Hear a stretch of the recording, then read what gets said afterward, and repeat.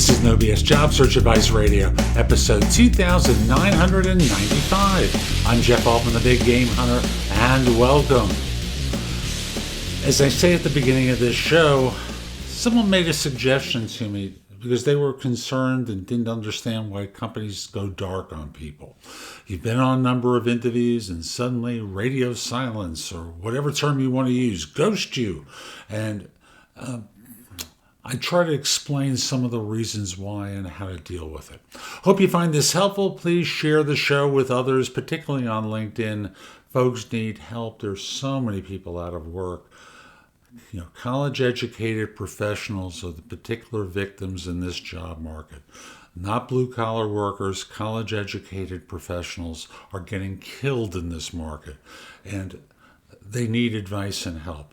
I'll also say JobSearch.Community has a lot of that advice.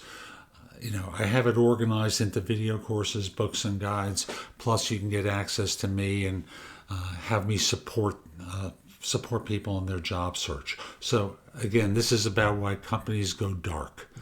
This came as a suggestion from someone I was representing to talk about why you don't hear anything from firms for long stretches of time.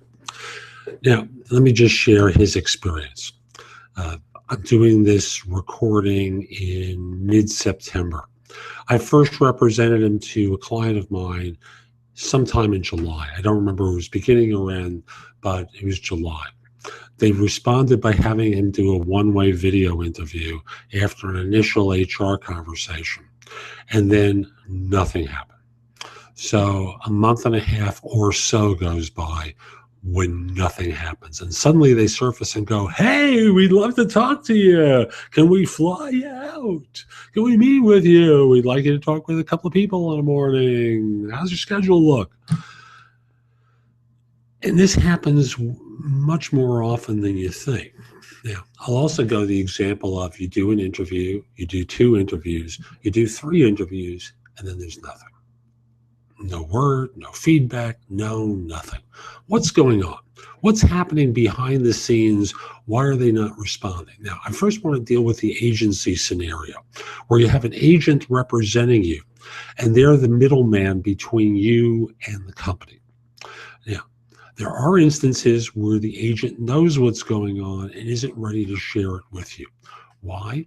Because the firm isn't ready to communicate their decision, or they want to manage you to the point of getting you another interview with another firm and then drop the bomb that you're no longer under consideration, or 1,000,001 other things, like the client is saying, "We're not sure, there are 2 other people that we want to see first," delay, and then they don't want to let you know that the client isn't instantly enamored with you and isn't instantly ready to pull the trigger because you're one of 3 they're one of 3 recruiters that are representing you, so they want to keep you on the hook. Those are typical agency scenarios. Now, let's assume there's no buffer between you and the company. You've interviewed directly, they've done all the scheduling, you've done all the interviewing. And let's use the example of this person. What's going on behind the scenes? Well, sometimes, as was the case here, a new C-level executive joined, wanted to survey the landscape, and then make a decision. And they're not communicating with me. Actually, it's an unfair situation, because that's another agency scenario. They weren't communicating with me, and I'm telling them, I'm not hearing anything. Let me come back to the direct communications now. So, like in this situation that I was just outlining, where I'm the recruiter and they're not communicating, well, something may be going on at a high level in their organization where they've decided to reevaluate the requirement. I'm doing this in September. I've had one person already be frozen on their interview. He was flown out for meetings. Clearly, the number one person they've seen, they're coming up on October budgets. They're stalling a little bit to make sure that they'll have funding next year for the project that they want to hire him for. Position frozen. That took 3 weeks to do. Not terrible in terms of length like this other person's interview delay, but still 3 weeks is a long time to go without knowing what's going on. So sometimes circumstances have changed for them. They're trying to manage their budget. They're trying to see what's going on. Number two is they're stalling for time. They're stalling because they've already committed to seeing 4 other people and they're not prepared to commit to you.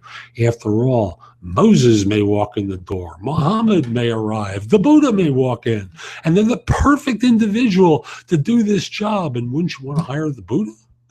Seriously, the Buddha walks in, they're perfect. You'd want to hire the Buddha, right? So that sometimes occurs, that they're stalling for time, or they're stalling for time because you didn't really knock it out of the park and they're shopping for a better alternative. That's the most common scenario, really, as to what's going on behind the scenes. Sometimes, the hiring manager has other things to do. They haven't really thought about what took place in your meeting with them for some time, and they're ducking their own internal HR organization that's basically going, "Are you ready? Don't you want to hire them? Come on," because HR wants to close these jobs out as much as you want to join. So the hiring manager is just too busy to make a decision, let alone think about it. So sometimes there's stalls that go on for that reason. Or they're trying to talk themselves into hiring you because they're just not sure and they have to get over the hump and they're waiting for magic words to be uttered to them that makes them go, "Okay, I'll do it."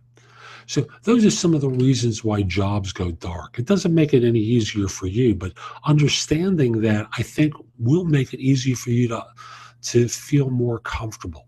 Now, one of the tactics in response is to sometimes drop them a quick note and say, a lot of time has gone by and I'm not trying to be difficult. I'm not trying to push you, but I just want to let you know of my continued interest. Any way we can talk further so I can help you resolve whatever doubts or questions you might have about me.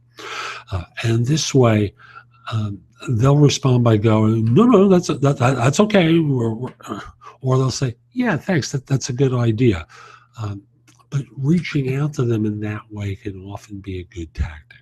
So I'm not talking about a day later. I'm talking about a week, 2 weeks later. You're not hearing anything.